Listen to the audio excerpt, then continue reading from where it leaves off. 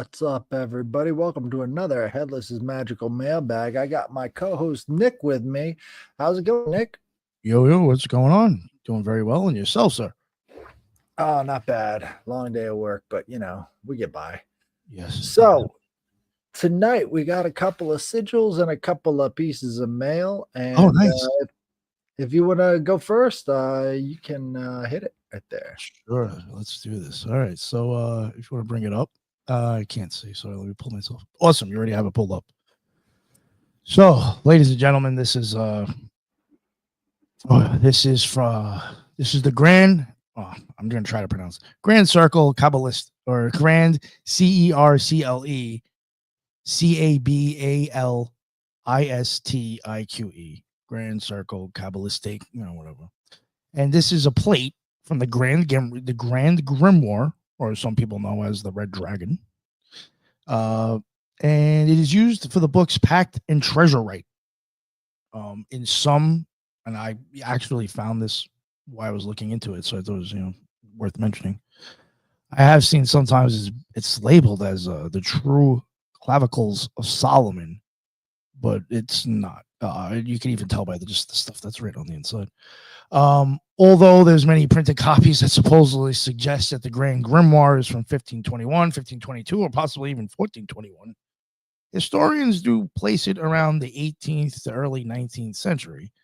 And the popular print when it did come out then, which is interesting, I wanted to mention because I think me and Lisa covered Michael Myers. We brought this up, and I found it just an interesting name. When it first came out, it was coming out in the French Bibliothèque Blue chapbook tradition, which is basically almost like pamphlet size, and it has a blue cover, and it actually translates to blue book. So I always thought that was weird, how you have all these occultists and all these alchemists with these blue books. We got blue book going on now today, which is some silly shit. So who knows? But there is an historian, Owen Davies, who argues for an 18th century origin and basically says he thinks it was mass produced by like the mid 17th century. I mean, by the mid 1700s. So I don't know. And then there's also by Titan Press. They reproduced a French edition that they said is from 1521, but still people say it's from the 18th and 19th century. So enough on that. All right. So what is this? It's a floor plan that the operator lays out on the ground before conjuring. So there are different printings that show a little bit different variants, like the AUT, whatever V I think on there. It might be AM on some other ones, but pretty much the same. Real quick, I'll go over some of the things that are on here. You got the Route du Trésor. That is the path to treasure, the doorway you exit when the spirit leads you to the hoard. Then you have Le Cursi, or the Carcist. That is the chief operator standing at the apex inside the triangle, which is kind of unusual because in Solomonic practices, you stand outside of the triangle in a circle, and the spirit goes into the triangle by itself. In this one, the Carcist, that I guess would be like the chief operator is the magician. Then you will have Les, and then you'll have AUT or AM, Res. That means the two others. Those will be two assistants. They'll be standing with you in there. When I came across that, I actually thought that was a little bit interesting because it does remind me a little bit of the Gnostic Mass, because you have the two childs that follow the priest, or the priestess follows the priestess throughout the the ritual. So it just reminded me of like how she has two assistants too. So, and there was a time when Israel Gardi had mentioned that Crowley one time, I think when he went to like invoke Ramazan, however you say that thing's name, supposedly he put himself inside the triangle. So, unless maybe the guy didn't know about this or was just trying to be edgy or the story's not real, I was wondering if he did do it, was he influenced by this? Because this shows you inside the triangle. All right, enough of that. Then you even have the JHS, the Jesus monogram between the two crosses, so the spirits cannot harm you from behind, as that's what the text says, that's there to protect your back. And sometimes it will also have, which I think has on here, it has the AEAJ, and that's for the Adonai, Elohim, Ariel, and Jehovah. Then a little bit on how it's done. You get a nice goat skin, peg it on the ground, 4 nails. You put that triangle in there, throw everything on there. And you use stone called, it'd be hematite. The 2 candles supposed to be of virgin wax in candlesticks, each wreath with verbena, and like a new brazier, or the thing that you're gonna burn the wood in. That's supposed to be brand new, burning consecrated willow, charcoal, incense, and camphor. So the Cercle is a stage for the book's most notorious rite, a Christianized goetic conjuration to bargain with Lucifer, or Lucifuge, Rofacal, or whatever, blah, blah, I can't pronounce that, for treasure or worldly favors. The operator, Karcist, and 2 assistants stand inside the triangle. The candles are lit, the brazier is kindled, and prayers to Adonai, Elohim, Ariel, and Jehovah are spoken, and the spirit is then supposed to be compelled to show up. When the spirit appears and agrees, the Karcist exits the triangle by the route, the treasure, the thing I was saying before, that's how you go, and follows the guide to the hoard. I don't know what the hell that means, but That's the treasure. yeah. And how to read the symbolism again. The triangle inside a circle, a compact protective theater. The book operator stands within the triangle, not the circle. And while the Christian names and JHS fortify the boundary, candles in the verbatim reads the consecrated light and a plant with long apotropic pedigree, supposed to symbolize somehow the Alpha and Omega. The flaming brazier, that's the living fire that carries the prayers and consecrations in the rite or in the practice. And it's how the Karcist maintains a pure, continuous fire during negotiating. So I mean, that's really kind of about it. I mean, really isn't too much more I could probably add to it. There's so much stuff in there. Oh yeah. I mean, like the brazier itself, the braziers, it's got this same quality that all the pagan temples had. They always had the fumigation, right? That's a big part of the rite, is having the fumigation. And all these, did they say what type of metal the candlestick holders were supposed to be made out of? No. Which I was actually a little surprised. Or at least where I like the one thing I did kind of come across. This was like almost spur of the moment. So. Right. But usually it's like when you're talking metals, you're talking about a deity or some type of, cosmic force. Believe it, I had different types of candlesticks made out of different shit, like you said, for different reasons. I have copper, right. And depending on if I want to work with somebody else, silver, which is a little expensive. But, yeah, you can start buying different metals, candlesticks. Right. And trinkets too. Brass. I think I had brass too, or some shit like that. Yeah. I think the trinkets are key because a lot of people think I got to buy all this gold. No, you don't. Just get a little trinket. You don't have to buy anything big. I mean, that's the issue that a lot of magicians find themselves in, is like, where do I get the materials for this stuff? Think smaller, That's all I can say. I've actually heard a lot of I heard a few like well-named magicians that will even say, like, I don't know, sometimes you kind of mind fuck yourself with that stuff, but there might be substitutes that you could use that'd be just as fun. Right. That's why Libra 777 is so important, because they've got all the substitutions right there. Yes, we got to make that happen soon. Yes. I mean, there's so many different elements that you see in the lesser banishing ritual, the pentagram. You got the 4 directions, the circle. That triangle is kind of concerning if you think about it. What are you actually doing in there? Are you causing Lucifer to go into you? Is that? Well, yeah, that's what I thought was rather interesting, because they do say that you're supposed to you're not supposed to have them, really. Like, you're not supposed to be in the triangle. Like, again, the Solomonic one, yeah, you're supposed to be outside of it. And you're even wearing stuff. You're even wearing the sigils and symbols on your stuff to even be like, I'm rendering you powerless. I don't know if that was, for all I know, there was other things to this ritual that just wasn't added. I don't know, but it's very different considering what is known or usual. Right. common practice. Yeah, Well, yeah, that's yeah. the thing too. Different from common You got practice. Sure. you got a lot of different magicians with a lot of different exposure levels, and so they don't have the internet. Yeah. So this is like a massive game of telephone because you're not allowed to say this publicly. And it kind of degrades from one generation to the next. So, and this whole you put Jesus behind you because he's supposed to watch your back. That's kind of concerning. I think it's kind of funny how it's. I mean,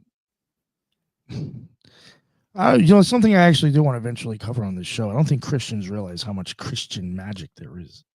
Oh yeah, no, But I this, just this mean falls this falls under it. You know what I'm saying? I right, kind of find it funny how like it's Christian magic, but yet you're asking a demon for fucking money to get you money and treasures. right.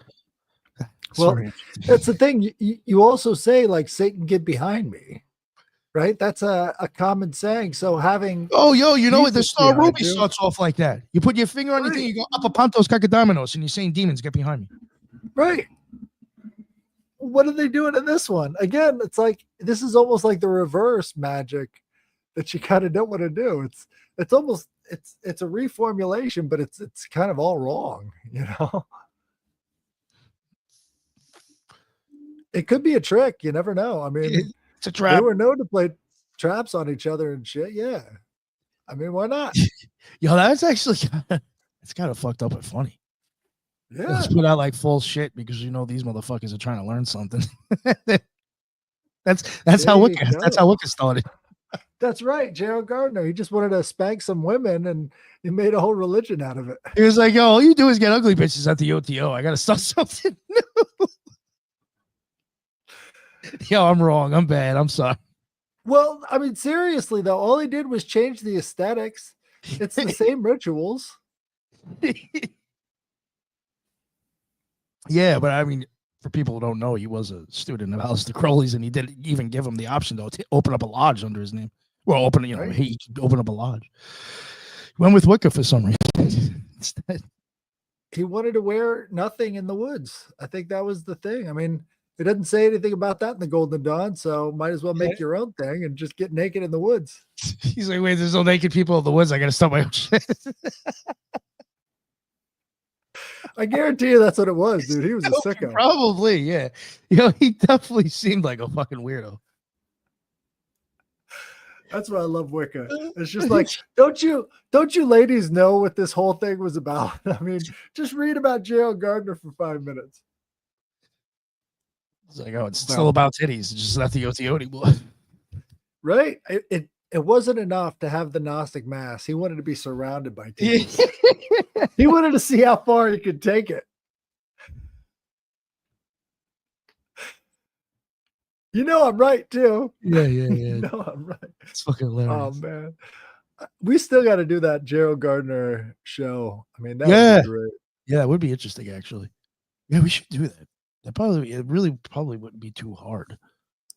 Oh man, we got like he's clips. doing You name. got all You these. have to go crazy trying to like research old shit, And his stuff is in English, I'm sure, so that helps. You got all this Wicca stuff from the 90s, dude. You could just play clips of these different movies and Scott Cunningham. Right. That's people don't understand that, Wicca was basically that for a long time. It was just it was exactly what they showed you on the screen. It's like that's what you're supposed to do. And it's like, okay, is there anything more to this stuff? And then you try and read into their books and stuff, and it's like none of it goes beyond 101 level. Oh no, it's more like it's basically like reading Georgina Rose post or Doc Darling's post. It's that basic. Yup. It really is. This is this and that is that, and that's it. And you're like, is this occultism or what? Yeah. I mean, you can get into it more in other works and find out why they're saying those things, but they don't exactly tell you in these books. It's just like, do this. Yeah. Then there you go. I was kind of disappointed by it, but you dig deeper into the past and then you can see where the roots of this stuff go. But let's see here. I got let's see what you got here. the Pillars of Creation. So this is a Hubble telescope rendering Oh fuck. of these massive. It's in the Horsehead Nebula or Eagle Nebula of the Serpens constellation. So it's the eagle within the serpent,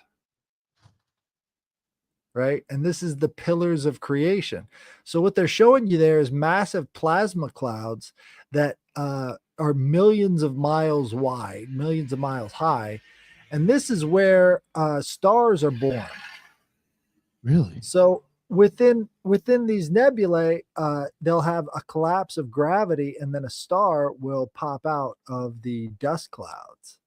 So that's why they call them the pillars of creation, and it's in the Eagle Nebula of the Serpens constellation. So creation exists within that eagle holding the serpent. Creation of stars and galaxies.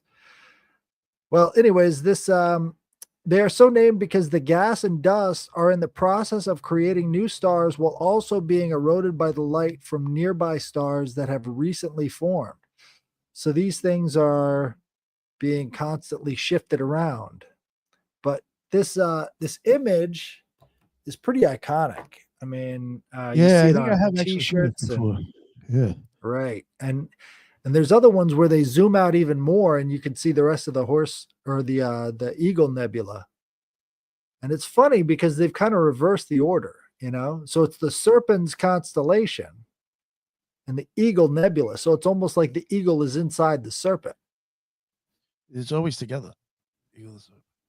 Well, at least with the Always. United States it is. Well, a lot of these things were named before they knew what nebulas even were. So nebulas for a long time were just thought to be massive blobs of stars. And so the ancients called it nebulae because they didn't exactly know what they were looking at. You know, they had a lot better view of the sky, but you could actually see them pretty clearly with the naked eye. It just looks like massive star clusters. And so I'm sure it was named as the Eagle Nebulae before the modern telescopes were invented. So it goes back to something very ancient. And this is where these stars are being born. So I thought that was a pretty interesting crossover, and it's become kind of a iconic symbol. And I thought, that's symbolism, but there's so much associated with the pillars in ancient times that pillars of creation kind of has a Cabalistic feel to it, Yeah. Oh, for sure. And you got the three pillars here, the middle Yeah, pillar yeah, is yeah. the darkest, but it, I it do like kind of this. gives, yeah, it gives a lot of, and again, like all of this plasma is so important, I mean, we've talked about space plasma before. Zero G plasma kind of forms these filaments of consciousness almost, and you get these shapes that are formed in it, and it's really interesting. When frequency hits it, you start to see collapses in different I guess it would be, what would the form of cymatics be if you're talking about dust? I guess it would still be cymatics, right? So you would get interesting cymatics out of the, and again, you got these different colors too that are creating frequency. So it's just a really interesting sort of like a birthplace for stars and like gases and nebulas and all that stuff. So I thought it was pretty cool. What Yeah, do you no, I think? definitely like this. Yeah. No, I like this image. It's pretty cool, man. Yeah. But I Looks like it because spiritual. Like even Donald said it looks spiritual. it's kind of like a Rorschach test, And it's just like all these different parts and these symbols are kind of all part of getting meaning out of it. That's some of my favorite symbolism. I do think it's interesting. Would you consider brown being a color in there? Oh, absolutely. Yeah, the brown and the purple and then kind of the blackish. I mean, I guess eventually it's black. I mean, those are all colors associated with Saturn too. The pillars of creation. So I don't know. It's just interesting. Even like the colors and stuff. Right. So hold on. I'm looking for mail. Oh, nice. Yeah, I was going to ask you if we had anything. Um, Yeah, like Lucy Rose upset Earth tones, definitely. I think there's something interesting about the colors they chose because this is not the true color image. You know, the Hubble took a bunch of different scans and then they had to fill it in with their own colors. So they're kind of choosing what kind of colors are going in here. And that one on top just has these great rays of light coming out of it. So I'm wondering if that actually has a different type of, you know, feel to it. Yeah. Well, I got some mail from Donald Ferguson. Oh shit! Oh, this should be a good one. Well, it might just Yeah. be like Nick, go fuck yourself. No. It says chemistry, CHYMISTRY, furnishes us a method of making artificial earthquakes, which shall have all the great effects of natural ones, and it as it may illustrate the process of nature and the production of these terrible phenomena underground, and we insert it. Provide 18 or 20 pounds of sulfur and as much of the filings of iron and make them into the constants of paste with common water. This being buried under the ground 8 or 10 hours, time will vomit flames and cause the earth to tremble all around the place to a considerable distance. This is interesting because before the show, I was telling Nick about what happened in 363 BC or AD, where Julian the Apostate tried to rebuild the Temple of Solomon for the Jews and then, you know, have them all migrate back there. And in the process of laying the foundation, the earth was belching forth balls of fire. And there was lightning strikes, and there were builders that were actually killed in the process of trying to lay this foundation. This sounds like a little, and they also said earthquakes. So in about 8 or 10 hours time, will vomit flames and cause the earth to tremble all around the place to a considerable distance. Such is the effect of even two cold bodies in the cold ground. There only wants a sufficient quantity of this mixture to produce real Etna. If it were supposed to burst out under the sea, it would produce a water spout, and it would, in the clouds, effect would be thunder and lightning. Unknown source. It sounds like he's giving us a alchemical treatise. Yeah. That definitely sounds like an alchemical formula. Well, especially coming from Donald, I would have expected that anyway. Right. But that's interesting. So it's just iron shavings and sulfur. That is that interesting. doesn't sound too hard to get a hold of. No, not at all. No. Right? Not at all. Nice. Thanks, Donald. I'll made it happen. Oh, yo, you know what I want to mention real quick before you go? If you have anything else, I just want to mention these dates, these places that we got going on here.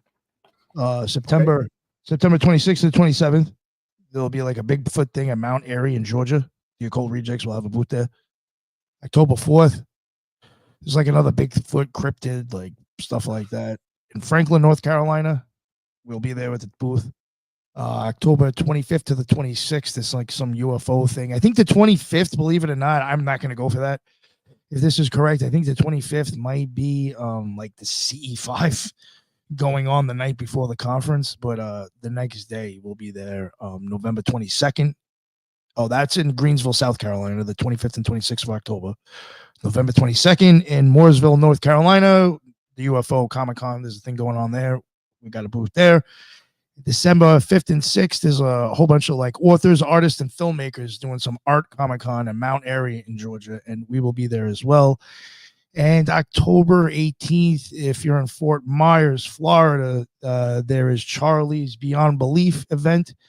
That's from 10 a.m. to 5 p.m. Brooke from Dark Florida will be one of the guests there. She will have her own booth. Me and Tyrone will be there, and some of Brooke's ladies that she works with, they will have a booth there too. So you'll come down, check it out if you guys happen to be around. Oh, and another thing, because of that, just to try to make back like some of the money, because I'm driving Airbnbs and shit to do this. Believe it or not, the booths from those 6 events, the 6 out of the 7 events, were given to us for free because I told them who we were and they wanted us there. That's why I'm even going, is because when I had told him I was looking to get a booth, and I was like, it's the Occult Rejects. I don't know if he looked this up and knew who he was, but he's like, yo, I got 6 events. He's like, I'll give you a booth at every one of them for free if you just mention that you're going to these things. It's like, yo, I got you. So there we go. We got a spot at all of them. And to cut down the cost of me, like, obviously driving the Airbnbs, I had t-shirts like mass made by like a real company, and they're sending them in. And if you don't mind, I could just pull it up on the bottom. I want to show. I got 2 different things coming in that will be available too for the people who listen. We have this one coming in on a black t-shirt, and they should be even like the tagless ones that are really soft and like, aren't like a stiff, thick, annoying t-shirt. These are actually comfortable ones. I got this one coming, and then I also have this one coming. So we got 2 of these that I will have at both booths. I'm going to hopefully, it depends on how much the shipping is. I would like to be able to do shipped and everything for $25. I don't know if I can. The most it will be for $30, but I'm really hoping like $25, like shipped and everything to everybody. So there we go. Those will be coming in. I'll have medium, large, and extra large. So like, and they're all like basically men's. So if the women, you might want to just go for the mediums if you want to try to fit into them. It's like, so go for that. Yeah. Awesome. All right, I'm done. Oh, you muted yourself there, buddy. Those are great designs. Those are the new holy garments, right? You got to wear them everywhere you go. I'll definitely be wearing them. One of those at the, I got a banner that's hanging from the table, and then I got a 6. It's a 2 feet, almost 3 feet, 2.75 by 6.75. One of those stand-up banners with like it's got a thing to hold it up and everything, of the image of the guy and the Scarlet Whore on the checkerboard floor with the like him, like a marionette. I got that one. Like as soon as and the Charlie's one, this is great. We picked booth 33, and obviously I wanted to take it because it was open. But when I was looking at it, when you're walking into the room, booth 1 is against that wall. So the first booth you're going to see, because I'm across from booth 1, is the Occult Rejects before you even open up, before you even get into that fucking room. So I made sure I had to get something that caught everybody's attention, and that is going to catch everybody's attention. Hell yeah, dude. And you're going to be doing live streams from out there too, right? Yeah, they will. Yeah, they all wanted me to try to do that. I told them, I was like, listen, as long as I have somebody with me, I said I could definitely get that done. I said I can by myself, but if I'm by myself, there's only so much I can do because it's kind of hard, a camera and a mic, whatever. But yeah, we will. Yeah, and Brooke got booth 32, so that's pretty funny. I got 33, she's got 32, and then like her, the girls that do the other cryptid stuff and the Bigfoot stuff, they're like a couple booths down. So like we got like almost like this one little corner too. So if people can make it, man, it should be fun. We got a little section for us. Hell yes. If you set up a little camera and everything out there, you could actually interview people. That's what I wanted to do. Yeah. I wanted to try to do that actually. Yes. That's what me and Tyrone were already talking about doing that, trying to like interview people on live stream from the one in Fort Myers. For sure. That's going to be great. Yeah. Well, there's a lot to look forward to, people. There also might be a possibility that like, since I'm out there already and it's kind of close to Halloween, I did kind of speak to Brooke about possibly close to Halloween, the Occult Rejects, or, even if a few people or whatever could have maybe made it down there to do an investigation with her. And now since this popped up, me and her are thinking about possibly trying to like fit an investigation in with the whole thing. So, maybe there'll even be something that we got to put out around that time too, with us going out with our cameras looking for something weird. That's badass, dude. Yeah, it'll be fun as hell, man. It'll be really fun, I think. This is going to be big. There's lots of good things coming, people. So definitely share this around and let people know, because it's going to be all over Instagram and X and all that stuff. You don't want to miss it. So it'll be awesome. Well, that's it for our show. Thank you for joining us. We're right at that 30-minute mark. Go ahead and tell them where they can find you. Sure. Yeah. The Occult Rejects at BitChute, Rumble, YouTube, and all major podcasts. Yeah. Thank you very much. Again, Headless, that was a good one.